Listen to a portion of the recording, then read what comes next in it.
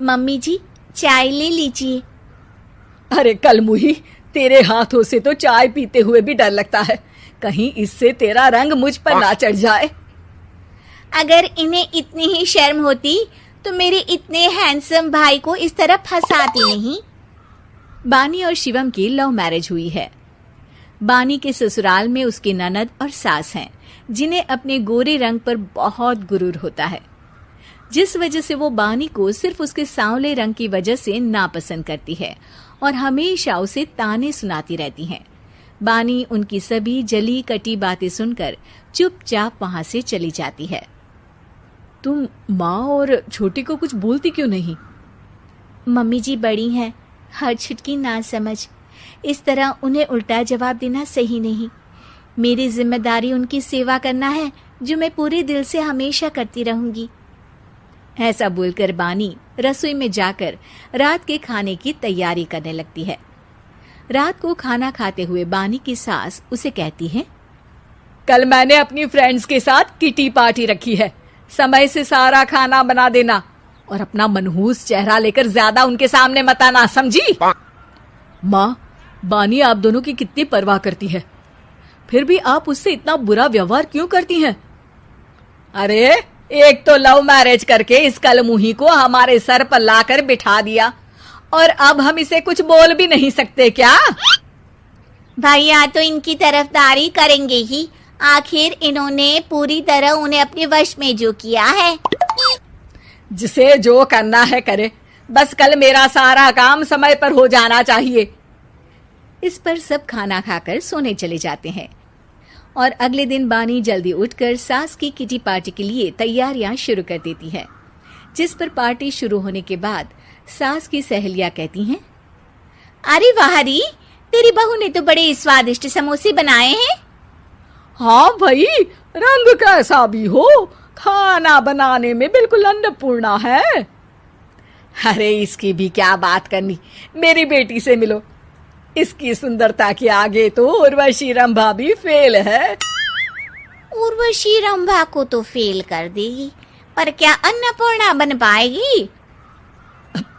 अरे इसे काम करने की क्या जरूरत, उसके लिए बानी है तो, और मैं तो इसकी शादी भी किसी नौकर चाकर वाले घर में ही करूंगी।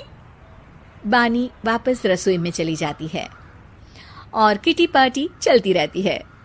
उसी रात को बानी की सास गुस्से में चिल्लाते हुए अपने कमरे से बाहर निकल कर आती है। हाय रे, चोरी हो गई, मेरे पैसे, पक्का पक्का इस कलमुही की वजह से हुआ है ये सब। अरे क्या हुआ माँ, कौन सा आसमान टूट गया? अरे आसमान तो उसी दिन टूट गया था जब तू इस कलमुही से शादी करके इसे घर में ले आया था। खुद तो आई ही, अपने साथ साथ मनहूसियत का काला साया भी मेरे घर ले आई। अरे हुआ क्या माँ? अरे मेरी तिजोरी में रखे पैसे कहीं गायब हो गए, सुबह ही देखा, अरे यहीं रखे थे। क्या आप मुझ पर चोरी का इल्जाम लगा रही हैं? अरे काली बिल्ली पर भी क्या कोई मनहूसियत का इल्जाम लगाता है? ऐसा बोलकर बानी की सास वहां से चली जाती है, जिसके बाद शिवम और बानी बात करने लगते हैं। देखो, मम्मी की बात का बुरा मत मानना, वो बस परेशान है ना, इसलिए कुछ भी बोल गई। वो परेशान नहीं, मुझसे नफरत की वजह से ऐसा बोलकर गई हैं। उन्हें मैं हमेशा एक आंख नहीं सुहाती। देखो बानी, अगर तुम चाहो तो हम दूसरा घर लेकर वहां शिफ्ट कर सकते हैं। आखिर तुमसे प्यार करके तुम्हें अपनी जिम्मेदारी पर इस घर में लेकर आया हूं, इस तरह टॉर्चर नहीं होने दे सकता। अगर आप साथ हैं तो मुझे किसी चीज की टेंशन नहीं, और आखिर वो हमारी बुजुर्ग हैं, हम उन्हें और छुटकी को इस तरह अकेले छोड़कर कैसे जा सकते हैं? इसके बाद बानी भी अपने कमरे में चली जाती है और अब हर रोज उसकी सास की तिजोरी से पैसे गायब होने लगते हैं। इसी तरह कुछ समय बीत जाता है और वो हर बार हर चीज का इल्जाम बानी पर लगाती है, पर बानी कभी कुछ भी नहीं बोलती। कलमुही नास पीटी, बहू को घर की लक्ष्मी बोलते हैं, ये तो पनौती बनकर आई है, पनौती। एक रात बानी की सास को आधी रात में प्यास लगती है, तो वो पानी पीने रसोई की तरफ जाती है। तभी उसे अपनी बेटी के कमरे में कुछ आवाज सुनाई देती है। हाँ हाँ, मैंने मम्मी की तिजोरी से हर रोज थोड़े थोड़े पैसे निकाल कर हम दोनों के लायक खूब पैसे इकट्ठे कर लिए हैं। और मम्मी आज तक उस सब के लिए भाभी को ही जिम्मेदार समझती है। तुम बस जल्दी से आकर मुझे यहाँ से ले जाओ और हम कहीं दूर जाकर शादी कर लेंगे। मम्मी को कुछ पता नहीं चलेगा, सब मुसीबत खत्म। अपनी बेटी की ये सारी बातें सुनकर बानी की सास भौंचक्की रह जाती है और अपने कमरे में वापस चली जाती है। जब अगली सुबह बानी सास के कमरे में आती है, मम्मी जी, क्या बात है, आज आप कमरे से बाहर ही नहीं आई? आपकी तबीयत तो ठीक है ना? क्या छुटकी कमरे से बाहर आई या तुम उसके कमरे में गई? नहीं नहीं, क्यों, जाना है क्या? मैं अभी चली जाती हूँ। नहीं, कोई कहीं नहीं जाएगा। इस पर वो बानी को साथ लेकर कमरे से बाहर आती है, जहाँ शिवम भी होता है।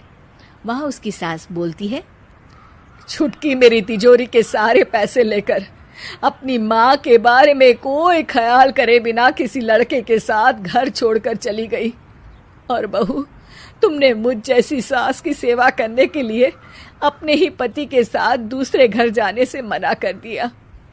मैंने हमेशा तुम्हारा रंग देखा अच्छा ही नहीं, जो मेरी सबसे बड़ी गलती है। मुझे माफ कर दे बेटा। और इसके बाद बानी की सास कभी अपनी बहू की तारीफ करते थकी नहीं।